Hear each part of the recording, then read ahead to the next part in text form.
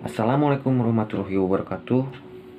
Pada kesempatan kali ini, kami kelompok 4 akan menjelaskan sedikit tentang materi masyarakat madani dalam perspektif Islam.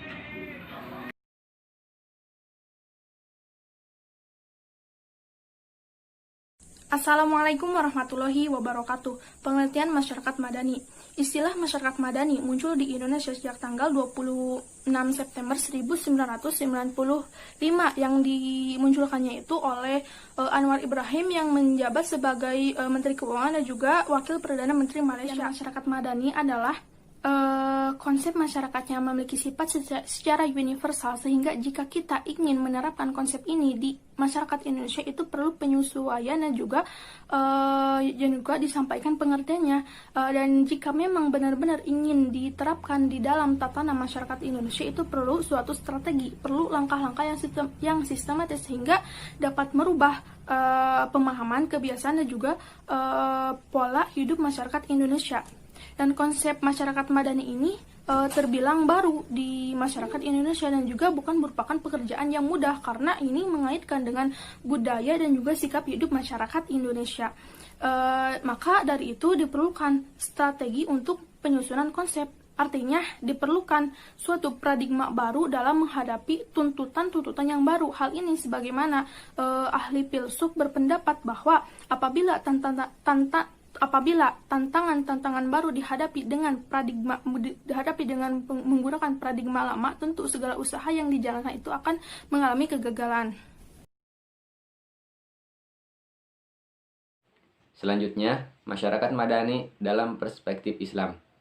Yang pertama adalah ummatan wahidah. Ummatan wahidah berasal dari dua kata, yaitu ummah dan wahidah. Ummah mempunyai makna sekelompok manusia atau masyarakat, dan wahidah merupakan bentuk mu'annas dari kata wahid yang secara bahasa artinya adalah satu. Istilah ummatan wahidah disebutkan 9 kali dalam Al-Quran.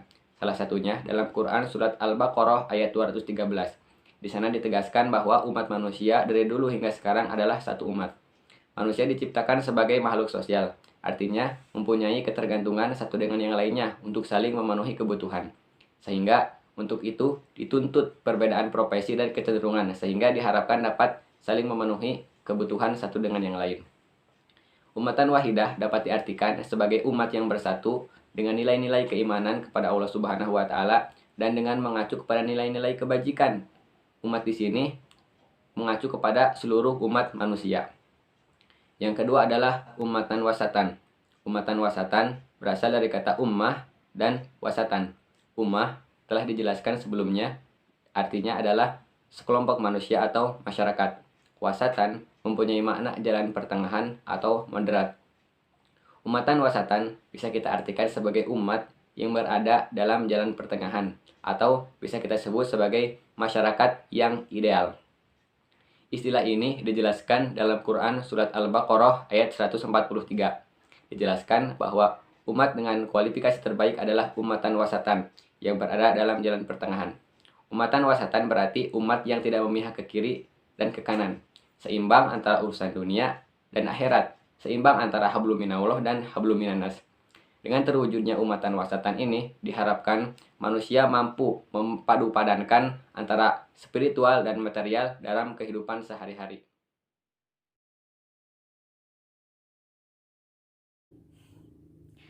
Yang ketiga yaitu khairul ummah, di mana istilah khairul ummah ini dapat ditafsirkan sebagai umat terbaik atau umat yang unggul.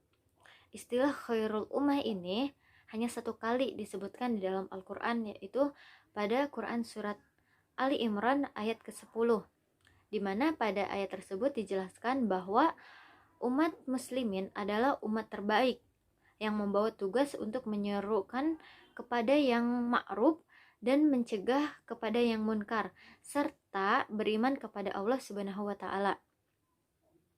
Jadi dapat kita tarik kesimpulan dari definisi khairul ummah dari ayat ke-10 surat Ali Imran ini menjadi 3 kriteria. Yang pertama itu menyuruh kepada ma'ruf atau menyuruh kepada yang kebaikan.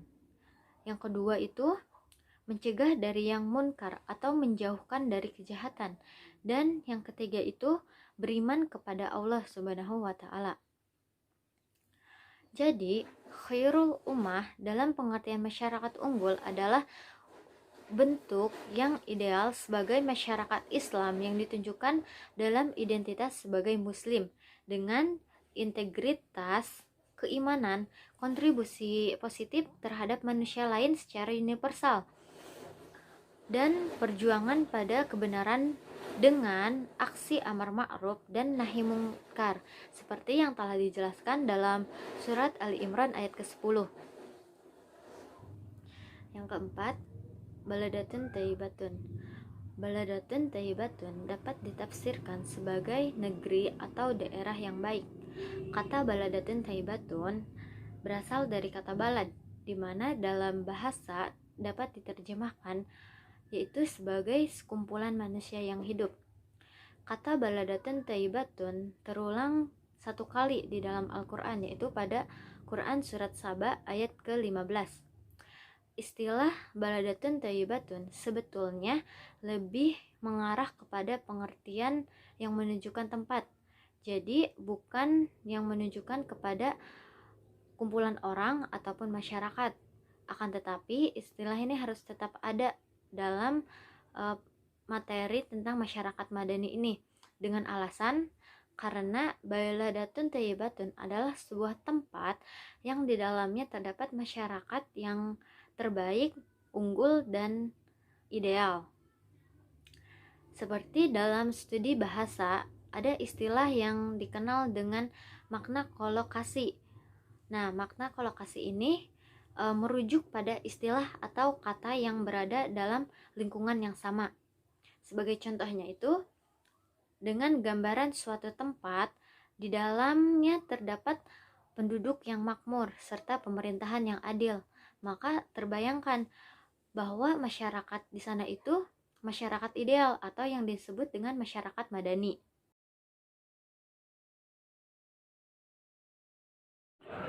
Ciri-ciri masyarakat ideal. Ciri-ciri masyarakat ideal ada 3. Yang pertama beriman, kedua amar ma'ruf, dan ketiga nahi munkar. Yang ke-1, beriman. Masyarakat ideal menurut Al-Quran adalah sebuah kondisi masyarakat yang mempunyai fondasi keimanan yang sangat kokoh kepada Allah Subhanahu wa taala. Hal ini sudah diperjelas dalam Quran surat Ali Imran ayat 110.